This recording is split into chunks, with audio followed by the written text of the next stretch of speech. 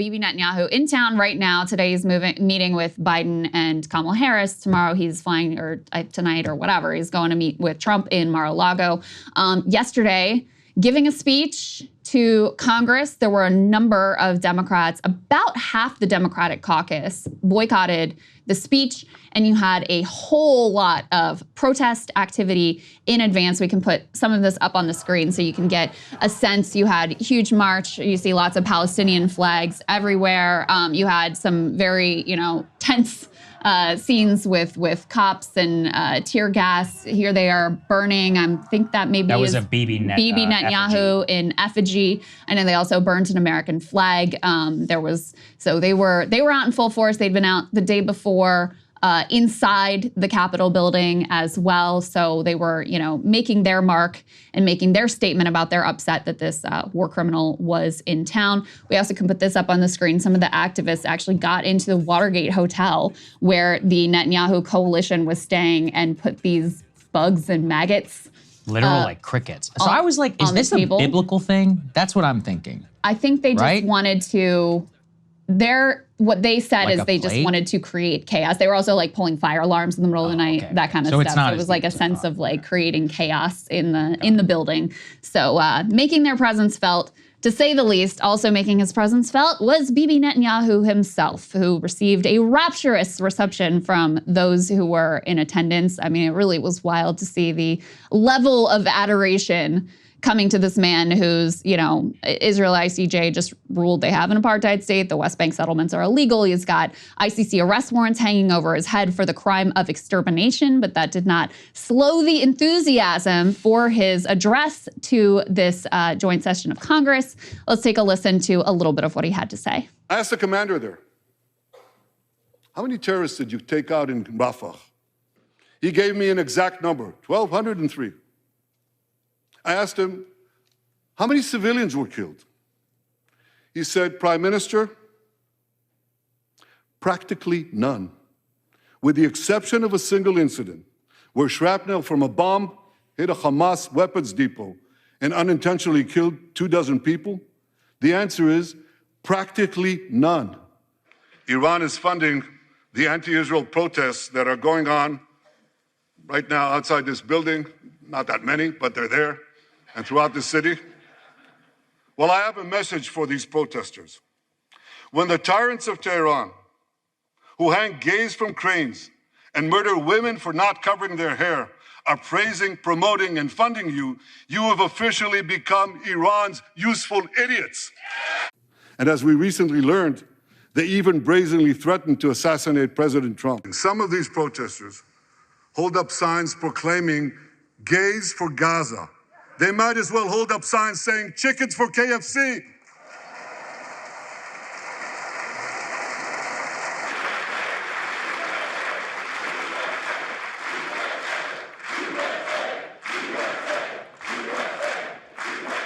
Chance of USA there, a little bit weird. So, I mean, he lied about October 7th atrocities. You hear him downplaying there the civilian death toll, smearing pro-Palestine protesters as paid by Iran. I mean, you come to our country and you smear our young people who are exercising their freedom of speech to give you a sense of, how excited, how honored the members of Congress who attended were. Even John Fetterman, Saagar. Yes.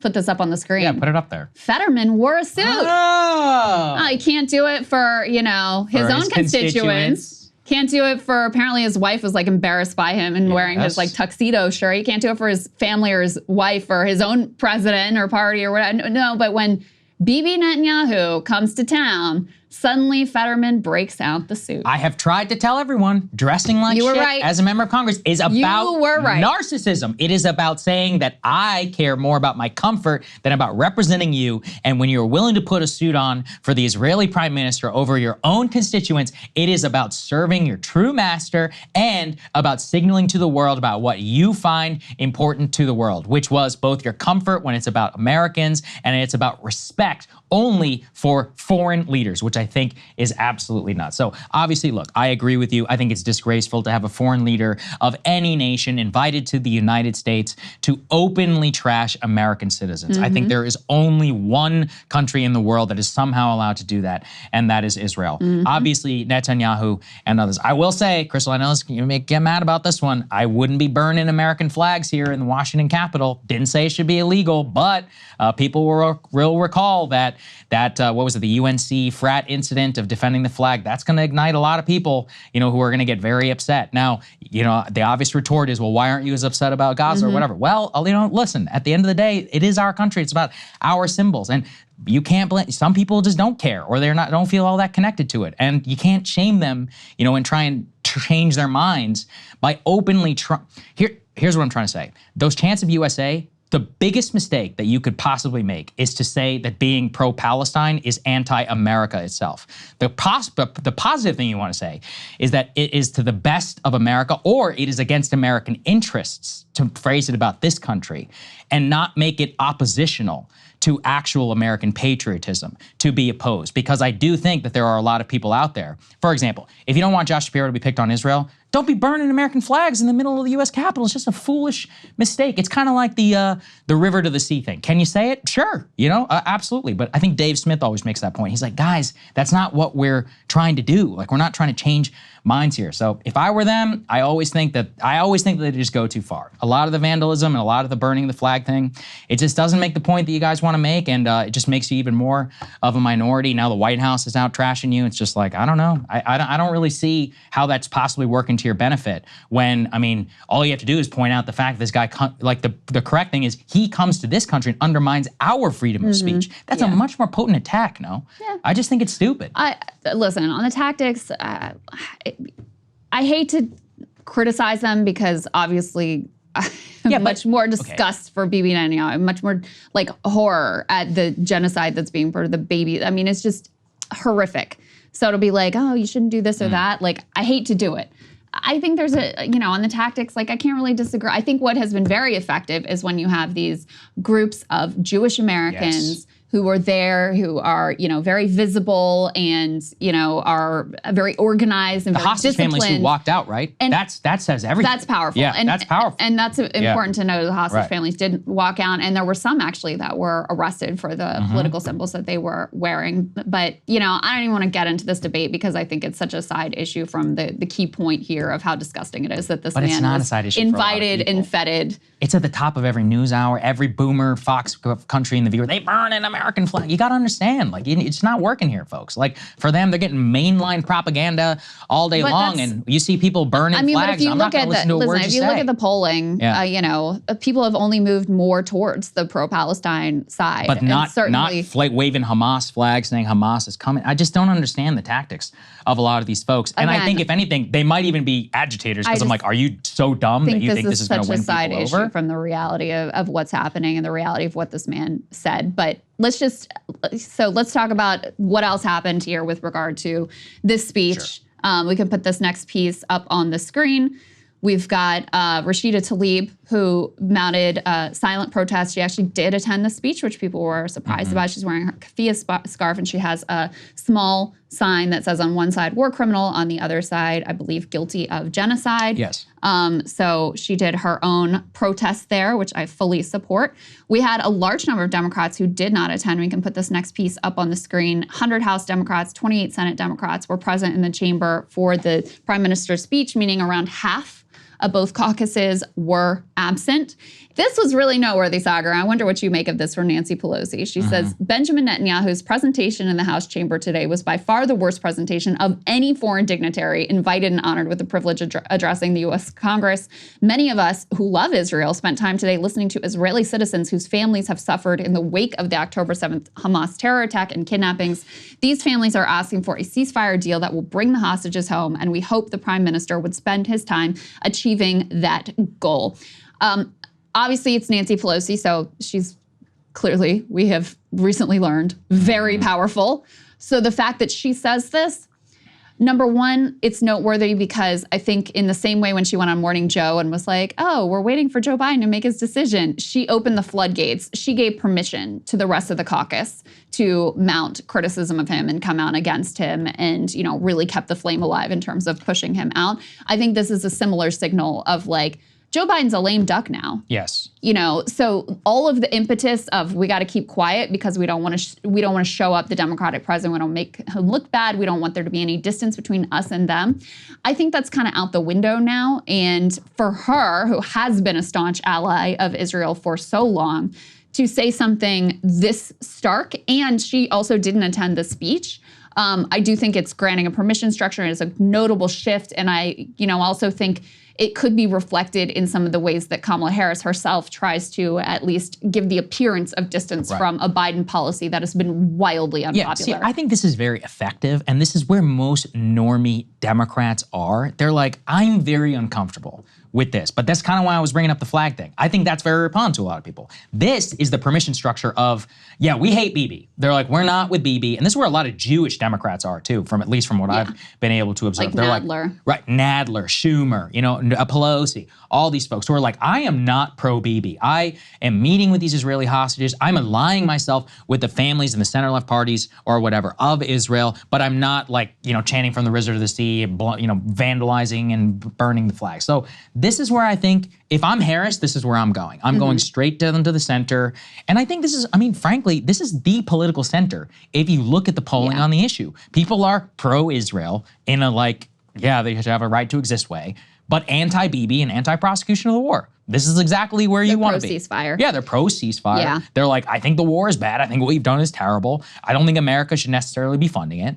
And yeah, I think that's mostly, you know, where we're at. And so the Pelosi thing, what can we always say about this woman? She's smart. She knows how to triangulate. So if I'm Harris, this is exactly the tactic that I'm on. And then you have Trump and Vance, who would be to the right here. And that's fine, you know, for right-wing boomers, okay. But, you know, for anybody to be swayed on the issue, then obviously going to go Kamala. And if you try and capture both the left and the center and you just leave the right to Trump, then any political benefit to Trump is just going to be money and then whatever boomer voters who are going to vote on the issue anyway. Yeah. So anyone who can be captured, I think you can get there with this. Yeah, it's interesting to me too because Bibi has now a very different political landscape in front of him. True. Because, and there's all kinds of, you know, if you read the Israeli press, there's all kinds of okay, what does Kamala Harris really think? And I mean, this is a question with her on basically everything. We don't really know what she really thinks. She doesn't really think much of anything. Right.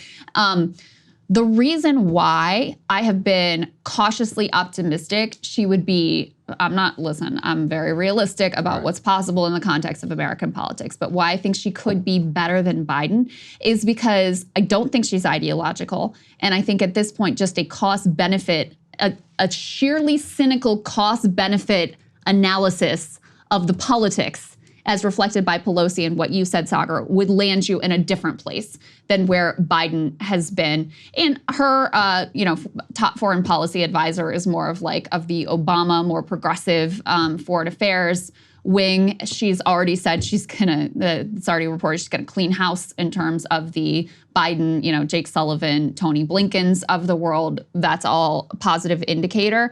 But like I said, it's not like I'm expecting any sort of courage from Kamala Harris that you'll be waiting your whole life if you're waiting on that. But I think the clear-eyed, reasonable political calculation at this point is that the Biden bear hug policy is doing more harm than good for them politically. And I think Nancy Pelosi, that's why her comments are so noteworthy, because I think this is a sign that she also has that assessment of where the politics of this are at this Kamala point. has no foreign policy experience, right? We can only read the tea leaves. I know Philip Gordon. I've read some of his stuff. I looked a little bit in what he said in the past. Yeah. I'd say it's a relatively mixed bag. I think everything here is pick and choose. So if you were an Israel-Gaza person, yeah, Kamala's probably gonna be better. To be honest though, on Ukraine, I think she'll be 10 times worse.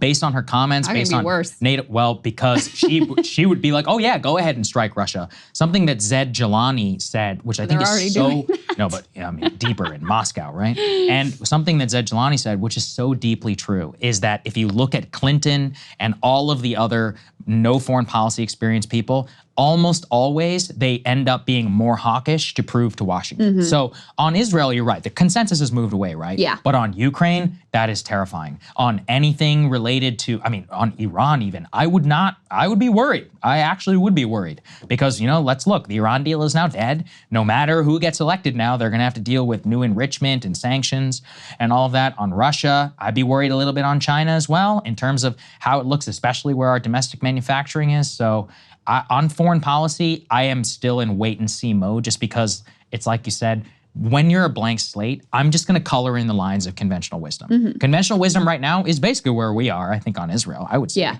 But on Ukraine, it's frankly worse than I think it's ever been. Now they're like, oh, they're winning and everything. So I'm still very, very skeptical about where it's at right now. My view is on Israel, she may be a little better. Yeah.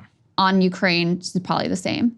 On Afghanistan, I don't think she would have. No way. Don't think she would have pulled down. Yeah. So net, I will take that deal. I think, on net, and especially given what we know about the people that she wants to go and the people that she surrounded herself with now, if we have a return to I would 100% take a return to the Obama-era foreign policy over what we've gotten under Joe Biden. But you're right to say this is all guesswork because we don't know anything. We don't know, and she doesn't make it clear. And I think it's the one consistent with Kamala Harris is just that she is a political shapeshifter. Yes. She is what she needs to be in the moment, based on how she's reading the tea leaves at the time. Originally she's the tough on crime lady in California. This is just emblematic of the sort of political shift she's undergone. Then she's, the criminal justice reformer when she's in the Senate, when she's running for president and thinks that's to her political benefit. She's for Medicare for all when she thinks she's gonna try to get to the left and that's the best lane in the Democratic primary. Then when donors are like, we don't like that, she's like, I don't like it either. So she's a shapeshifter and, it's all, she doesn't even know really what she thinks about. And that's why I worry the most, because on Ukraine, the people in this town have lost their freaking minds. They would let Ukraine into NATO, they let Georgia into NATO. I mean, we're gonna go all out like neocon fever dream. And so honestly, I am truly terrified of what she would do on Ukraine and Russia. And I think it would be 10x more consequential than anything else. I just don't know that it could be much worse than what Biden's done. It seems like Krystal, letting Ukraine into NATO, no one is more obsessed with NATO than Joe Biden. But at least he didn't let Ukraine in. Letting Ukraine into NATO will be the big policy question of 2026 or whenever the stupid war finally ends. And at least with Trump, I don't think he would do it. But with Kamala, I think she would do it. And that is actually a nuclear war level event. But look, we'll see. We'll get to. This, by the way, why I want to see her do a damn debate. These are real questions, right? Yeah. In the old structure, we would have at least had a foreign policy debate. But this time around, is she even going to answer a real question? Like, we need to know the answers to these things. Hey, if you like that video, hit the like button or leave a comment below. It really helps get the show to more people. And if you'd like to get the full show ad-free and in your inbox every morning, you can sign up at breakingpoints.com. That's right. Get the full show, help support the future of independent media at breakingpoints.com.